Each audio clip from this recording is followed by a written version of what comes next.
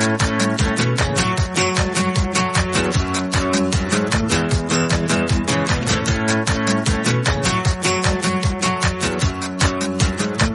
to the Books Applied podcast, presented by WSL Leadership.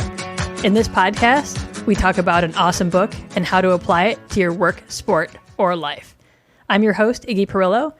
Thanks for joining me. In today's episode, we are talking about the book Difficult Conversations, How to Discuss What Matters Most by Douglas Stone, Bruce Patton, and Sheila Heen. And I am talking with the amazing Marsha Shandur. Hello, Marsha. I'm excited to have you here today. I am so stoked to be talking about this book. Awesome. Can you introduce yourself a little bit for the listeners out there? So I'm Marsha. My business is called Yes, Marsha. And that is where I teach people about storytelling and persuasive communication. So by that, I essentially mean, how do you have a conversation where you ask somebody for something that you want them to do in a way that makes them super grateful that you asked, and therefore much more likely to say yes. So sometimes I call it ethical persuasion. And I work a little bit one-on-one with people, helping them write keynotes and talks that have stories in them, kind of like TED Talks, but mostly with organizations running workshops on storytelling and persuasive communication, and coaching people within organizations to do engaging and effective presentations. Awesome. And I've known you for a while, and I've gotten to attend a few of those workshops out there. They're always fantastic, always super fun, always great, always content rich. So I love it. I'm so excited to talk with you. I was actually at a session you were leading when you mentioned this book, and I was like, oh, I love that book. And you mentioned, oh, I love that book. I read it every year. I think you said something to that effect. Yeah. And so I'm like, oh, I need to talk with Marsha about this book, because I read it. I was just telling you, this is one of the few books I actually bought. I usually check out things from the library, and I'm like, oh, I need to actually own this one. And I end up referring it to people all the time, so I could like underline and edit and put my little notey notes in there. What do you recall how you came across this book or how it entered your world? Is that? Yes. Yeah, I did a course. There's a guy called Misha Globerman in Toronto who does a really great show called Trampoline Hall, where they have 3 people who do a 10-minute lecture on something they're not a professional expert in. And it's like super interesting and fun. And then he did a course called, I think it was like Negotiation and Difficult Conversations. And I was a freelancer at the time, and I did the course to try and get more money from my freelance work. And then it like transformed all my personal relationships. And it's because it was based on 2 books, and one of them is called Getting to Yes, which I tried to read. It didn't get very far because it's quite stuffy. But the other one is Difficult Conversations, which, as you mentioned, I read once a year. I'm on my 8th or 9th go round at the moment. And part of the reason I read it once a year is because my brain doesn't retain non-fiction very well. There's like a little bit of my brain being like, it's homework, don't be fooled. And so I really struggle usually to read non-fiction. This book is so easy to read because it's so well written, and it's so just kind of easily digestible. Oh yeah, there's tons of stories through it too. So tons of stories, yeah, and just really clear, and it's funny. And so that's one of the reasons that I find it easy, but it's also like helps me retain it in my brain. The other reason I read it every year is because there is there's no area of my life in which I'm interacting with other people that this book hasn't made better and doesn't make better every time I remember one of the concepts of it. It is really, I have said to people for years, if I could only recommend one book to you for the rest of your life, it would be this book. And I feel like it should be required reading for every adult, but probably everyone over the age of 13. It's so good. Yeah, absolutely. I agree with all those sentiments about the book for sure. I feel like after I read it, I was like, oh, this is what is going on. Oh my gosh, this makes so much sense now. And every time I talk about concepts in it, I end up bringing up this book. I feel like it's one of my most recommended books when I'm talking with folks. And when I mention different parts of it, people are always like, oh, like they get that same reaction, like, oh, I get it now. I see why this is happening. Are there parts from this book that are sticking out to you right now? I guess in your current reading or in your current world, are there parts of it that you're like, oh, this is really hooking me right now, or in recent times? I feel like there's just so many things we could talk about.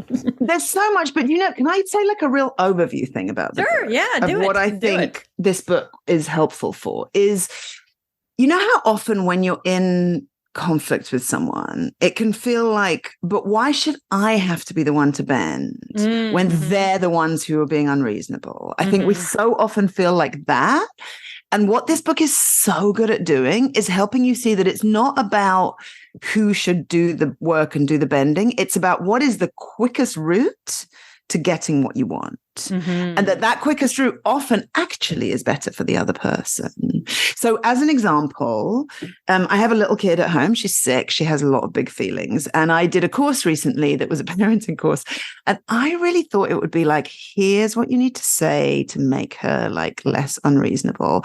And actually, the first like 5 weeks of this 10-week course was all about teaching us as parents how to self-regulate. Oh, and what sure. I've discovered that has been so annoying is that so often when I think she's being like a little so-and-so, it's actually she's reacting to me. And if I change and I feel like this, I've seen this so many times in my life. Like I went to Al-Anon for a couple of years, which if you don't know, it's the 12-step program for people who have alcoholics in their life. And you show up at Al-Anon and they say, you have to change. And you say, I think it's pretty clear who has to change. And it's the person who's drinking.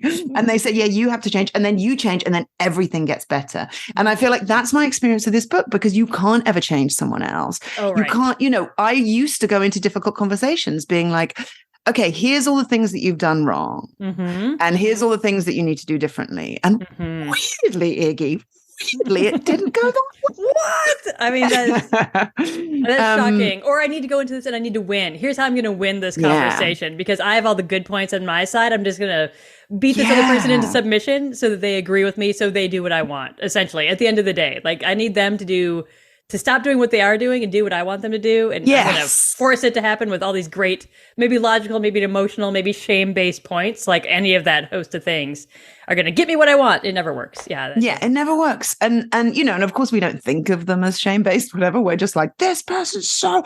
And so what this book does, I feel like the very first thing it teaches you to do is to kind of look and see what's the objective story that's going on here. That there's basically three. It talks about how there's three stories. There's your story, there's the other person's story, and then there's what it calls the third story. And when you go into that conversation, instead of going in being like, you did all of this, or going in being like, I did everything wrong, I'm a terrible monster, which some of us also have a tendency to do, it's going in and being like, okay, objectively, here's what I can see happened. I said this thing, you said this thing. And there's even so many things like, one of the things that was so revolutionary for me is if we say something and we hurt someone, what we think important, and we didn't mean to, what we think is important is our intention. So I'm thinking of like, there's someone in my life who, there's somebody in my life who like needs a certain kind of physical help. And there was a time where I went in and I was like, this person needs help. And actually for them, it was really sucky because they were like, I actually didn't need that help. You didn't ask me. And that made me feel bad. But I was like, but my intentions were good. I was being a good person. So when we do something that has a negative impact, we think that the intention is what matters.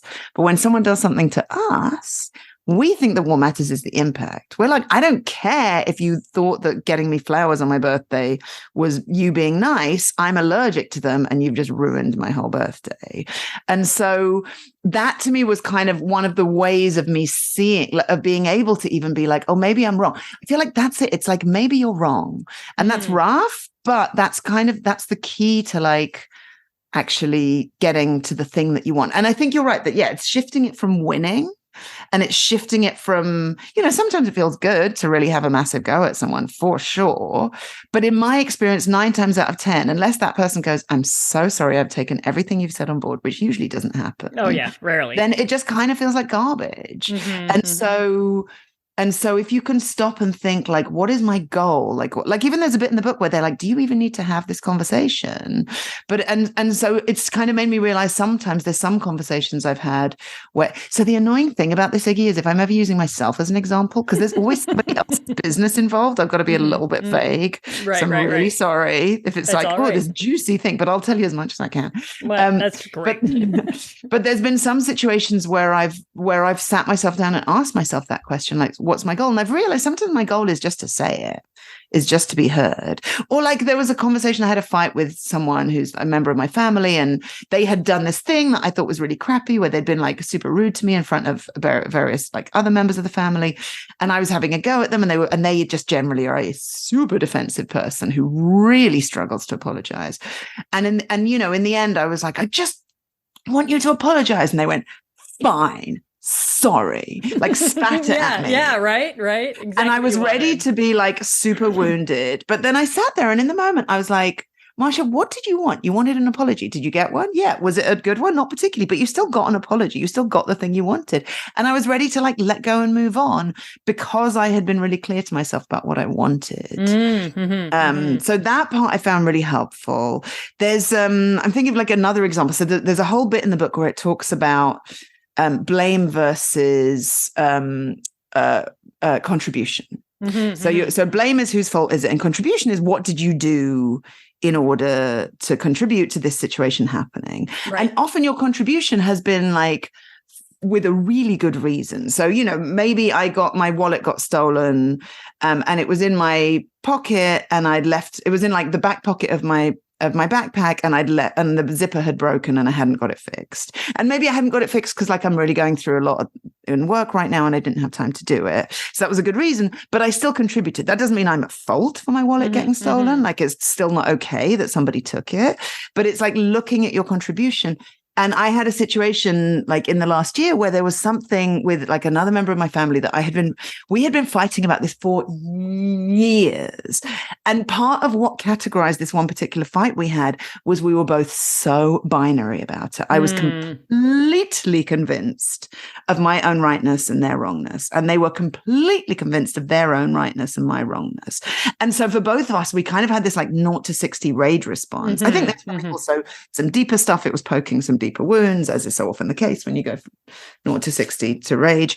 But we were going to have a conversation about it, and I hadn't seen them very much recently, so I sort of had a bit of breathing space from this. And I just thought, hang on, what was my contribution to this? And I sort of could see a couple of things. Okay, I understand entirely why I did that thing. At the time, it felt like the most sensible thing to do to make everything better in the long term. But actually, it was kind of a false economy. And I decided to share this in the conversation, and it feels so risky, right? Every time you like admit anything that's, we're not talking about fault here, but that's your fault, that's your contribution. Well, that you did, it feels like that you did. It feels like you're handing your enemy ammunition. It feels like they're going to be like, you're absolutely right. You did do that. It's all your fault. And what I have found every single time is that it doesn't do that. What it instead does is it creates this space for them to then see what their contribution is. And what happened in this situation was I came in and said, okay, I've been thinking about contribution and blame. I talked about difficult conversations because I also was like, I want to be clear that I'm not accepting blame here. Right.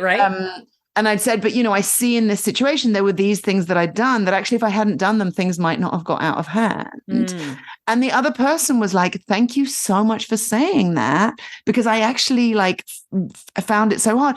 And then they pointed out like all this other stuff that I had done that I was like, you know what, that's actually terrible. Like I was not responding in an okay way, but I hadn't had the space to even see that because I've been too busy being like, you're completely wrong. And so we came out of it as with a resolution on something that for years we had no shifts, not an inch had been shifted. Right, because everyone's so entrenched in their different sides the whole time. So entrenched. And so I think that's one of the things that's helped me do is like look at my contribution and then sometimes share that and see that sharing that actually makes things better. I mean, I think the other thing, I'm also generally a fairly conflict avoidant person.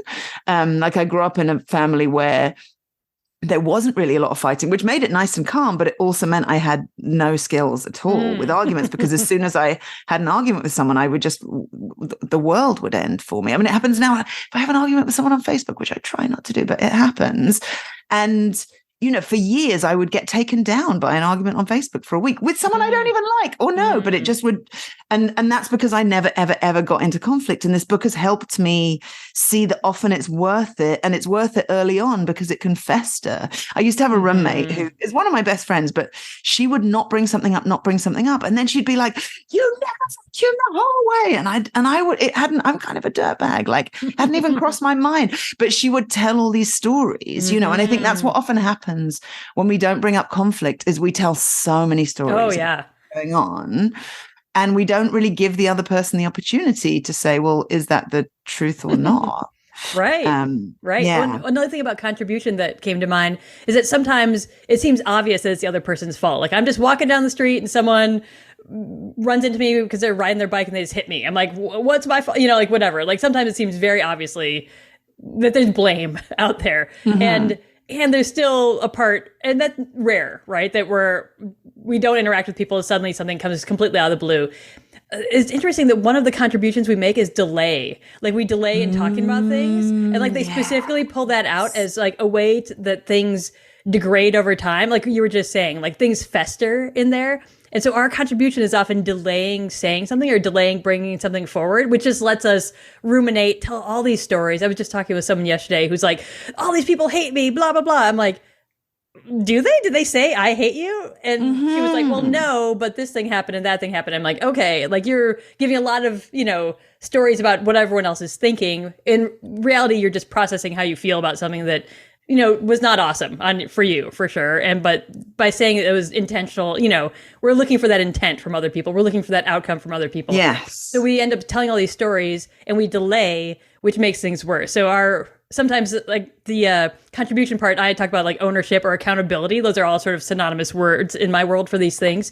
And people are like, well, I didn't do anything. I'm like, well, how long did you wait to bring this up? How long did you, how many people did you talk to behind this person's back about this thing? Like, these are all things that are contributing to some degree to what you think about it, how you feel about it. Just different parts of the story that we're creating for ourselves, which like the conversation is actually the reality check on that story. Like, is this what happened?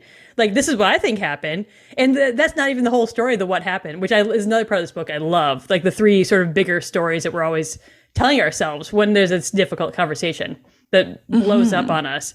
Like the what happened is only a small part of it. Like who said what, who did what thing when. And we can kind of get caught up in that because we think we can reality check it in some way. Like get the footage out, find the recording, Evidence. Yeah. And that's only part of it because the deeper problem is how we feel about what happened. And that's a lot of times what we're actually managing. Like, oh, you cut me off in traffic. Like that might happen, that maybe that happened. But if I feel full of rage and then ram your car, like me feeling full of rage is a problem, not that you cut me off in traffic, something like that. Right. But also that the emotions so often drive the stories that I had like a, not even a falling out, but like a weird thing with a friend this summer. And I sort of intellectually was like, I think I know what's going on here. But I had this emotion that was just like, Mommy, you're leaving me. And so I had a really big emotional reaction. And then it meant that when other things happened, I blew them out of proportion. I was like, oh, they intentionally didn't tell me about this thing. And they're going to do this and this and this. And it was just all driven by my emotions. And so often our emotions like, I'm always wary to use the word trigger because people are triggered by the word trigger. But, it's often like some kind of wounding that we have, or another example is the friend who's bad at apologizing. We had another little fight recently and because we quite comfortably argue now, but we had this fight, and in the moment, he was being so defensive. I was hiding the gender earlier, but now it's come out. He was being what? We've like half the world. We know who this is. 50% of the whatever. Yeah. Anyway, he was being, so we were kind of having this little fight, and he was being super defensive, and like I read him as being so aggressive. So my interpretation was he's so mad at me. And then we talked about it later, and he said I was nearly crying, and I was like, what? Like I had not got, if I'd known he was nearly crying, I would have responded in a completely different way. But I just kind of read his emotion and then told a bunch of stories about it. And then the other thing that I think is interesting, so they talk about the what happened, they talk about the emotions, and then they talk about the identity conversation. Yes, I know. This part was like mind blowing, I think. It's so like, oh, this is one of those like, oh my gosh moments.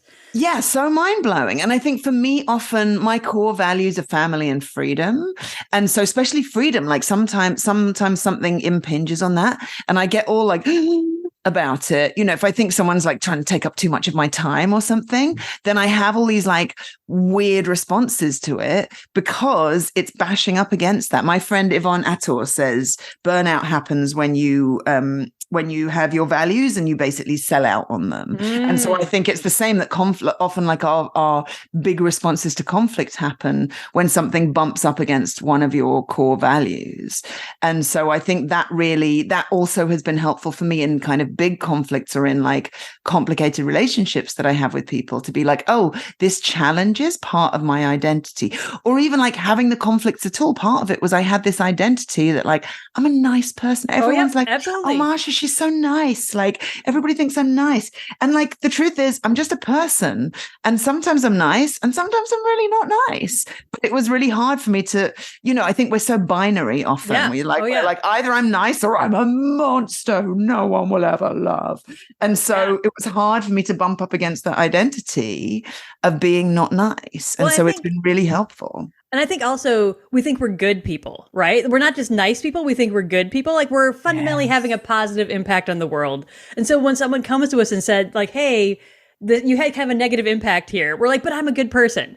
Like we often revert to sort of that sense of identity. Like I'm a good person. I'm not out here trying to hurt people. I'm not out here trying to, you know, cause trouble, blah, blah, blah, whatever it is, however we articulate that.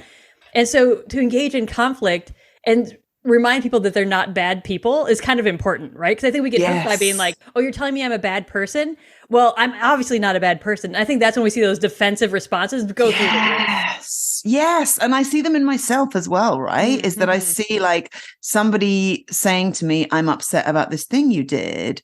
What I hear is, yes, as you deep down worry, sometimes you are a monster, Marsha, and eventually everyone will leave you. And so then I get like, no, I didn't do anything bad. You know, I feel like one of the places that I see it come up a lot, and certainly saw it come up a lot in myself, is the conversations around like race and ableism and marginalization and that kind of thing, because somebody will say, you know, you said that thing that's problematic, and you'll be like, but I'm a good person. You know, the way that as white people, calling us racist is the worst thing you can possibly call us, because we really struggle to be like, no, I'm a good person who said something that is, you know, racist, ableist, transphobic, whatever it is.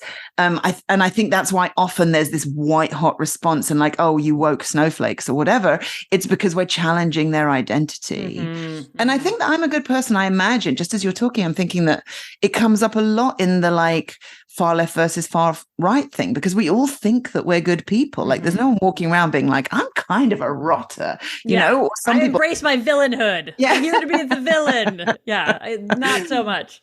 Most of us think we're on the side of right. And so for anyone to challenge that is very destabilizing for us. Right. And like the tricky way to disentangle ourselves from that, it's hard to disentangle ourselves. And it's often useful to have like another person or perspective out there. I think one of the things that I find myself doing in my work is like being that sort of the other voice, the other perspective, because people get tripped up in these conversations, right? We get hooked by what happened. We're like, no, we're going to throw a fight, get the evidence. We're going to like have our emotions, feel uncomfortable, maybe feeling our emotions or responding or managing or, you know, whatever it is. The emotional side can be kind of wacky for folks. And then what this says about my identity is often where we think people are going to get angry and, you know, aggressive and, you know, things like that. Those responses happen. So sometimes it's helpful to have, you know, someone there to be like, okay, remember, we're talking about this part now. Remember, we're talking about just to try and disentangle us from these super well-worn paths, like in our mind. Like we know people, we're like, oh, like you were just talking before about like, oh, I know that person gets super defensive. Like we know this from people, or like, I know this in myself. I'm going to feel this way if this thing happens. I know that if I'm going to get defensive if someone says, oh, that was problematic. I'm like, no, but wait, you know, like justify. Like we know these things will happen.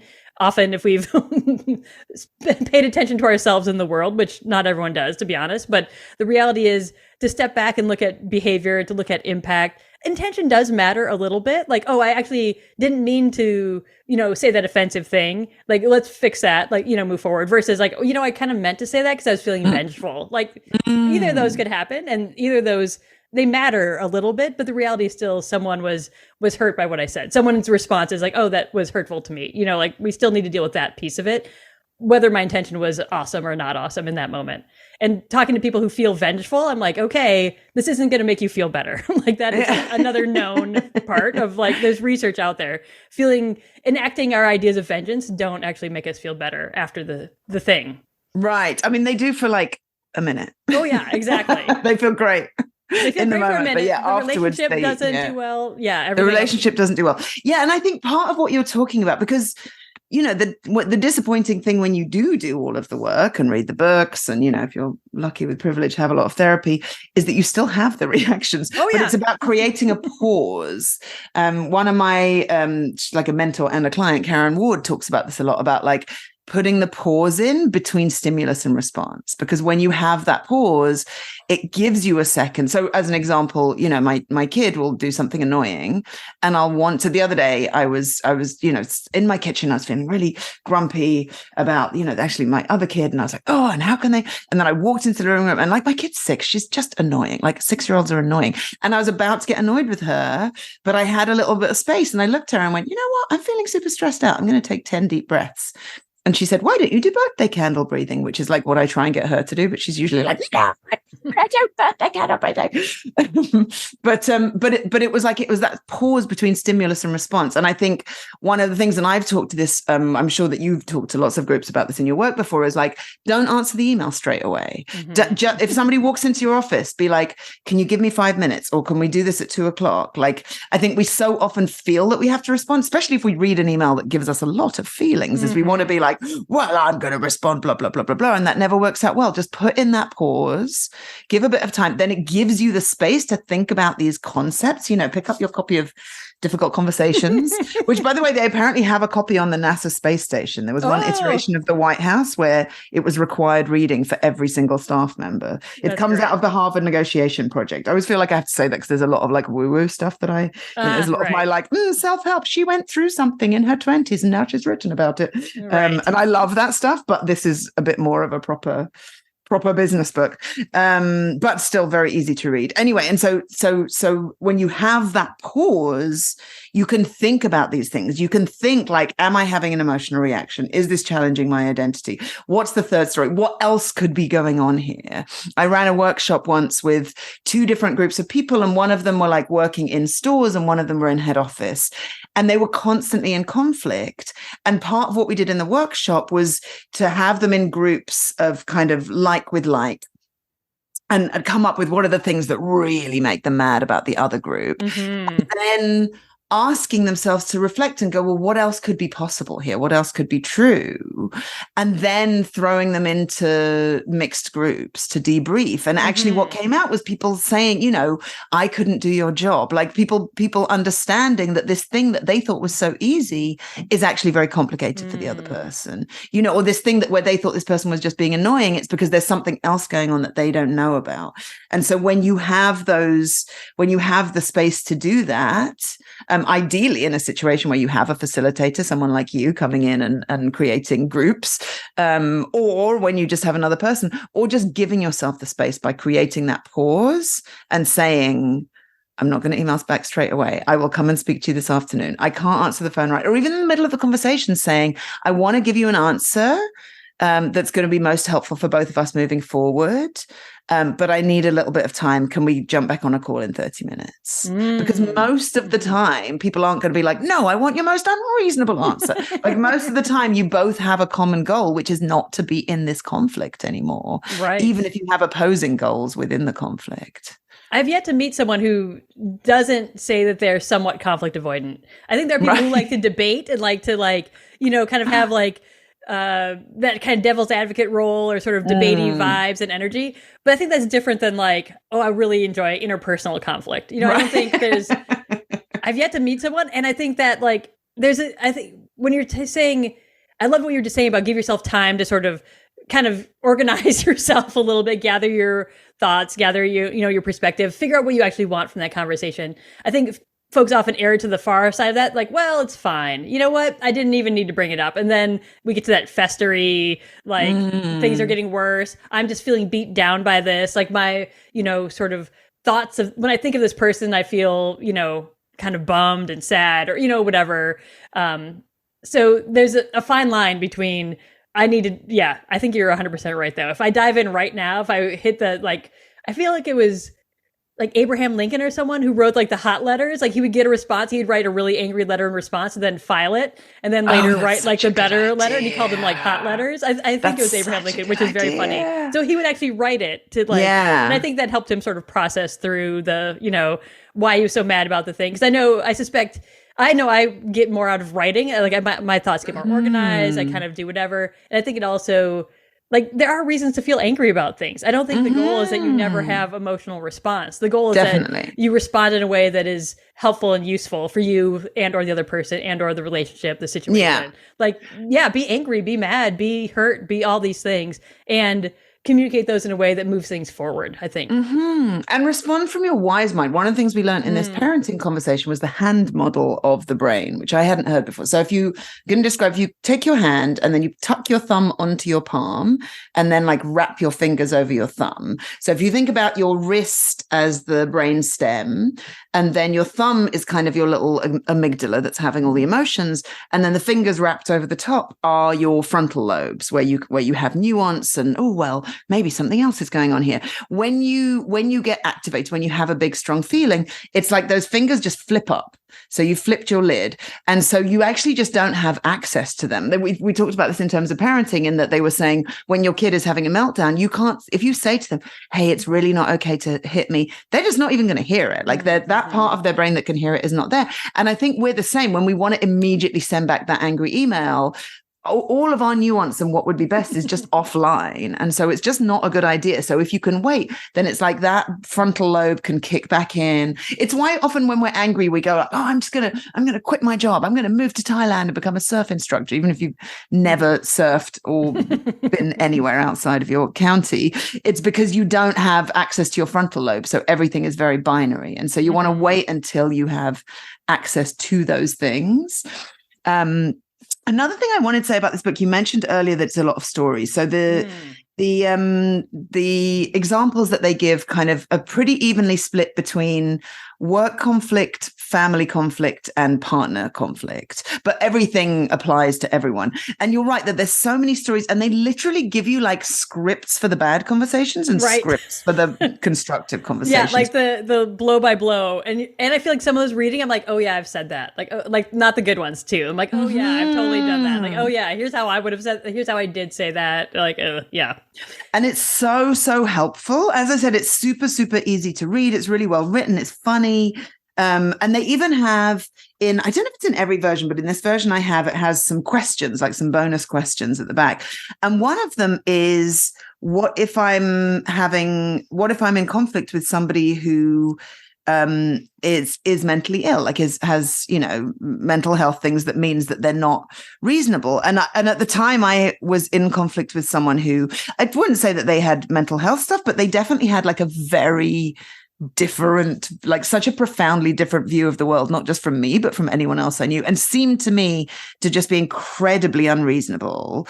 And what they had said is actually that person often has their own logic. So if you can kind of figure out what their logic is, then you can plug into that. And I think the other thing that's been so interesting to me after this book is seeing how just making somebody feel heard makes the world of difference. Absolutely. Like the world of difference. That if you just make somebody feel like you've heard their point of view. I had to wade into some family conflict recently, and I had been sent all the texts, screenshots of all the texts. And there was somebody who just objectively had done something wrong. But what I saw was everybody telling her over and over again what she'd done wrong and why, and nobody actually asking her. And so she was just repeatedly going, no, I wasn't wrong. No, I wasn't wrong. No, it wasn't wrong. And I was able, I mean, it was easy for me because I was far away, but to wade in and say, hey, before we do anything else, I just want to know what was going on for you. Mm-hmm. And then she was able to tell me. And then all this other stuff came out that nobody knew. But I also felt like then she finally was able to listen to us say, like, here's why that was a problem. Because I think it's impossible to listen when your internal monologue is just going, but they don't get it, they don't get it, they don't get it. Yeah. That's all you're trying to drive forward. Whereas once somebody has heard you, and even like, again, I try not to get into Facebook arguments, but there was one point, this is a few years ago, but where it was this person, and everybody was arguing with him in this comment thread. He was basically like, the patriarchy doesn't exist. Women have it better than men. And so everybody was wading in. For some reason, Iggy, I waded in. God knows why. And slow day at work, I guess. Yeah. Yeah. We were all just yelling at each other through our megaphones. And then almost as an experiment, I scanned what he'd said. Like, I went through it and thought, is there anything reasonable in there? And there was one part. And so I said, I hear what you're saying about, and then I copy pasted what he had said. And then I said, but, and I continued to yell through my microphone. So there wasn't nuance in there. It shifted everything. Everything. He was like, thank you so much for listening. Elsewhere in the thread, he's saying, if you look below, Marsha and I are having a very adult discussion about this. and I've had this so many times since with those kind of frivolous conflicts where, like, just making someone feel heard, showing them that you respect them in any way at all, completely shifts things. It's a little like what we said earlier about when you show your contribution and it feels so risky. It feels risky to show someone respect because then you think they're going to, yeah, actually, but actually what happens is it creates this space for them then to be open to what you're saying. I think there's this thing that I have to coach folks on is that you can hear people and make them feel heard and feel valued without agreeing, right? Like, this is like, it's tricky sometimes because we're like, well, if I make them feel heard, they think I agree, then they think I'm like them and I'm not, and I really hate what they're saying, blah, blah, blah. But you can make people feel heard in the moment. And I think that is, it's not just being like, yeah, I got it. Like, if you are dismissive, if someone's talking, you're like, whatever, blah, blah, blah. If that's your response, they don't feel heard fundamentally. Yeah. And they don't feel valued as like literally their humanness doesn't feel valued. Yes. And then, I mean, that goes maybe straight to the identity. Like, I'm a person worthy of being heard, right? Yes. Like, that's like a strong identity we have, that if I'm engaging with you, I deserve to be heard or, responded to like a person, whatever, a respected person, essentially. Like, I'm worthy of respect. And so listening is a really great way to show respect.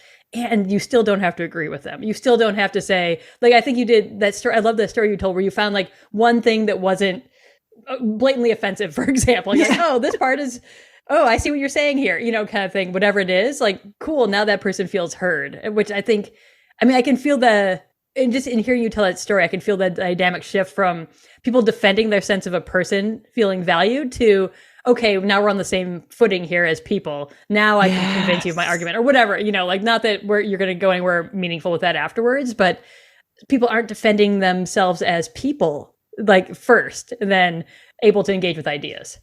And I think that happens so much on the internet because there's so little nuance, and you don't hear tone of voice, you don't have context. I mean, I not long ago got into not such an argument, but somebody objected to something I had posted and kind of came for me, and I made all these assumptions about who this person was and what they believed in, and the fact that we were clearly on completely opposite sides of this issue. But I decided to apply curiosity and I decided to apply humanity. I mean, the core of what I do is working in storytelling, and storytelling is all about humanness, and it's all about like creating empathy. Literally, when we listen to a well-told story, our brain thinks the story is happening to us as well. And so it's creating empathy. And so I really, with this person tried to think, okay, even though I was like, F you, I hate you in my head, I also was like, okay, this is a human person. And it was somebody I had really great interactions with before around non-political issues. But also curiosity, because I also was trying to understand, how is it that someone can think so opposite from me? Because I'd seen this elsewhere on the internet. There's this thing that to me seems so black or white, logically obvious, and they're telling me no, it's not obvious. And what happened was we had this conversation where we didn't end up on the same side, but where we were kind of like actually listening to each other. And I found out that we were so much closer politically than I ever thought we were, that so many of my assumptions were completely wrong. Assumptions that were based on one sentence, right? and not even a long one. And it meant that we ended the conversation not feeling like complete garbage, as we would have done if I had just immediately blocked him, or vice versa. And I think that, in the age of the internet, and the age of even texting, having text fights, oh my gosh, I've been doing that since my 20s and it never ends well. And sometimes you can't have a conversation because it's not safe to do so, or because you'll get too wound up. But I think when we can apply curiosity, I feel like that's what so much of this book, Difficult Conversations, is about: applying curiosity to a situation and being open to the idea that you could be wrong. And I think for me, every time I find out that I'm wrong about something, it's so helpful to me, because then it's like, well, what else am I, what other stories am I telling myself? And we naturally, as you said, we tell stories. I mean, as humans, we are storytelling animals. We tell stories. We love to see patterns. We love to try and make sense of things. And often those stories are wrong. Right. I had a situation not long ago where I had a friend, and I'd kind of done this like objectively kind of crappy thing when we were both, he's in a different country and we were traveling. He's a musician, and he'd basically arranged to come and do some shows in a city that I was in randomly. And then I asked him, like, oh, can I miss this show? Because I want to go on a road trip with someone. He was like, I kind of did this show just so that you could come to the show. And immediately I was like, oh yeah, I'm kind of being a bad friend. And I ended up going to his show. I canceled the road trip. But for years, I carried this. For years, every time I saw him or texted with him, I'd be like, oh gosh, that awful thing that I did. And then maybe not 4 or 5 friend. years. I'm not a bad friend. No, but I also was like, I am a bad friend. Yeah, exactly. And I have to bring it up with him. Right. Yeah. The wrestling. And then he came to stay with me in Toronto, and I was like, I have to say something, because I could just feel it hanging between us. And we were on the streetcar in Toronto, and I said, his name's David Berkeley. I said, David, I've got to tell you, I still feel awful about what I did in Nashville. And he looked at me and went, I don't know what you're talking about. Oh, yeah, right. When I said I wasn't going to come to the show, and he was like, I have no memory of this whatsoever. Right. And I've been carrying it for 6 years. Yeah. And that was the story I told myself, right? Because I have a little monster that, I have a little beast in my head that's like, oh, you're a monster deep down. And so, and it loved that story about what a monster I was to my friend David Berkeley. And then I just wasn't, like, he just didn't remember it. It wasn't a thing. Right. I mean, I think this is a great time to sum up the highlights of this book, right? The stories we tell ourselves is a huge part of this book. Being curious, I think you just brought that up, is another great point. Curious, and curious before we're judgmental. I think we jump to being judgmental, and those are those stories a lot of times. Looking at the different stories about what happened, how we feel about what happened, and then our identity, and like operating on kind of those 3 levels simultaneously / independently, whatever. Being aware, being attuned to all 3 of those. And I think just going back to what you said at the beginning, the purpose, like, what's my purpose for having this conversation, and the timing? Like, do I need to be ready for that purpose, or do I need to delay a little bit and also not delay too long? Find that, like, I often tell people, if you're still thinking about it after 24 hours, you should probably do something. If you can't get to a place where, like, I can form my peace with this thing and just let it go, then you need to do something. Because like you were just saying, like, you took 6 years to sort of come back to your friend and be like, this thing has been eating at me for 6 years. And they're like, I don't even know what you mean. Which is I could great. have talked about it 6 years before. Yes. And I would say, actually, you said applying curiosity before you're judgmental. I think our judgments happen instantly. So I think it's then applying to curiosity afterwards. Yeah. And I feel like if you had to boil this book down to one sentence, this is very similar to what I teach in the ethical persuasion stuff. It's before you go into an interaction with someone, for the ethical persuasion, it's before you go into an interaction where you want to persuade them of something. And with this, I think it's before you go into an interaction where you have different views on something. Stop and just think about what's going on for them. Just take 30 seconds to ask yourself, what could be going on for them? Because that's what I think we mostly don't do. Yeah, that little moment of empathy, like some Yeah. intentional empathy right there. That's great. And I I love it. think the closer you are to someone, the harder it is to do. I remember a few years ago having this revelation. There was a woman who was kind of really kind of rude and sharp to me on a flight. And for the whole flight, I was like, oh, how dare she? And I wasn't doing anything wrong because, of course, my identity, I'm a good person. How can she be mad at me? Right. And then we got to through the checkout. We're going to where you go through passport control, and the machine wasn't working. She was going, the machine's working. And I thought, oh, you're just really stressed out. This has nothing to do with me. And I kind of had this revelation where I was like, oh, everyone is just trying their hardest to be happy, just like I am. And I was like, wow, this revelation has changed my life. And then I realized that as I move through my life, I'm like, everyone is just trying their hardest to be happy, except for my family. They're trying to mess with me. Oh, yeah. They're just trying to mess with me. Right. Well, as long as you know. So there you go. But I think it's harder. Yeah. I think, partners, immediate family, like those are the people with whom it's hardest to apply this stuff. But it's where it can be the most rewarding when you do, especially because you're often breaking years or sometimes even decades of patterns that you're in. Absolutely. And so, I think it can be so powerful. Just stop, think about things before you go into them. I also want to briefly mention the follow-up book so this is written by Douglas Stone, Bruce Patton, and Sheila Heen. And Douglas Stone and Sheila Heen wrote a second book called Thanks for the Feedback, The Science and Art of Receiving Feedback Well, Even When It's Off Base, Unfair, Poorly Delivered, and Frankly, You're Not in the Mood.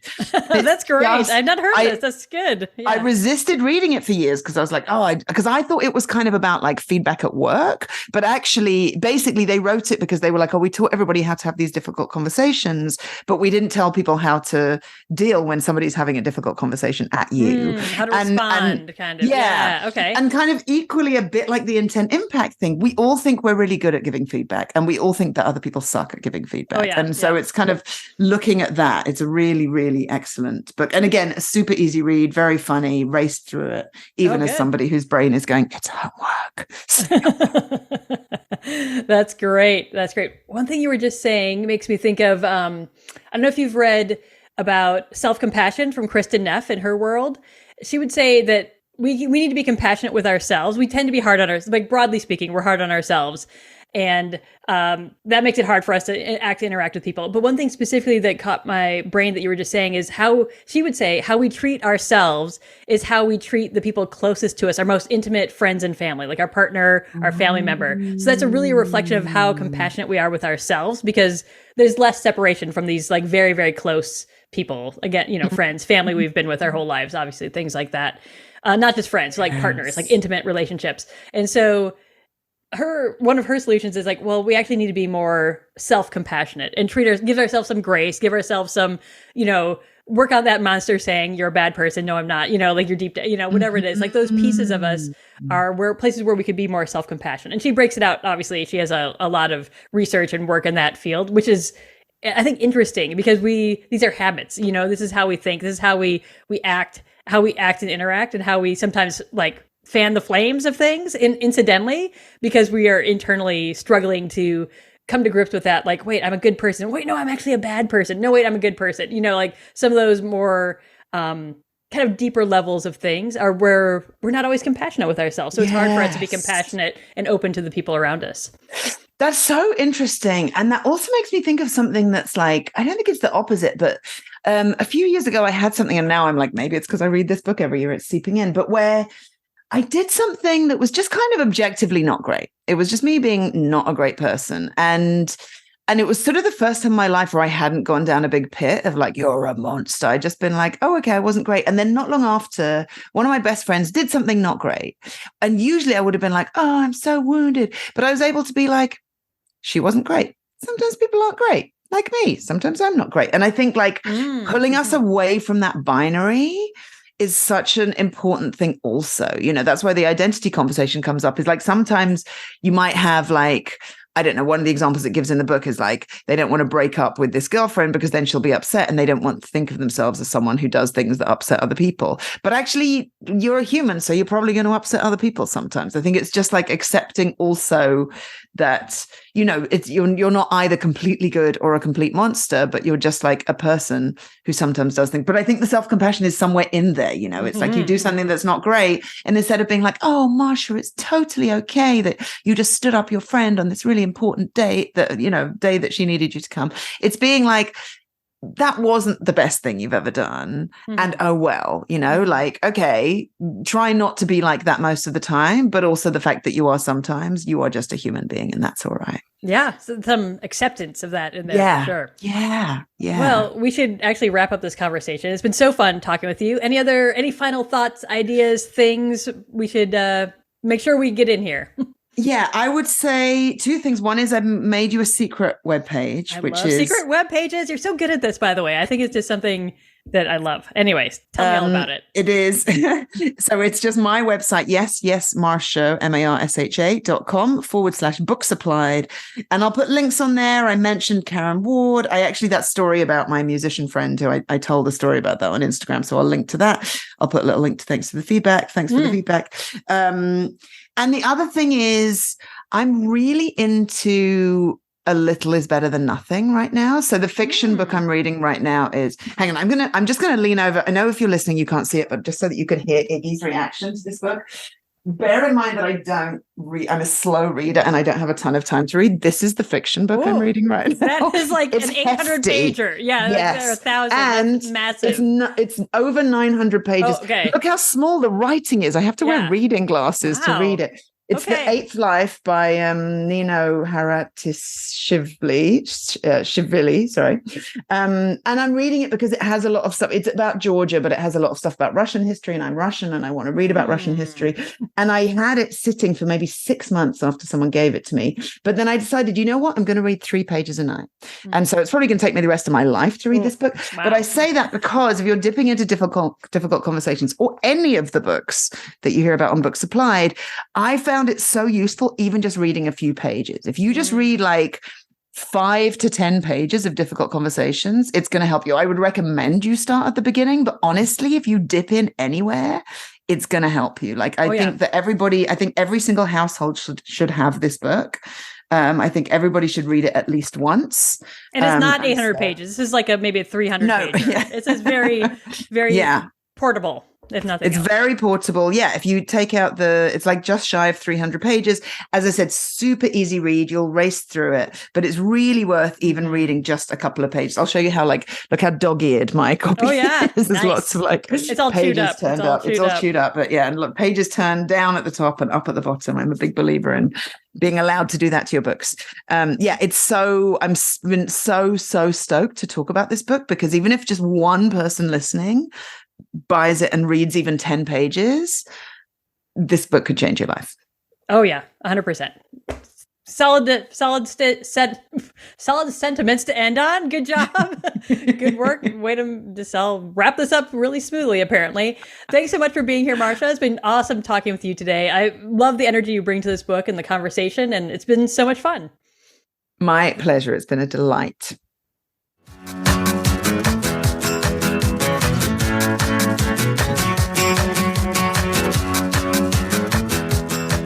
Thanks for joining us for this episode of the Books Applied podcast. I hope you enjoyed getting to know a new book and learning how to apply its ideas to make your work, sport, or life a little bit more awesome.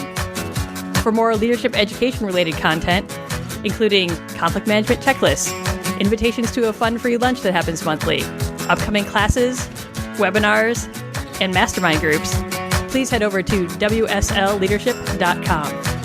Thanks, and have a great day.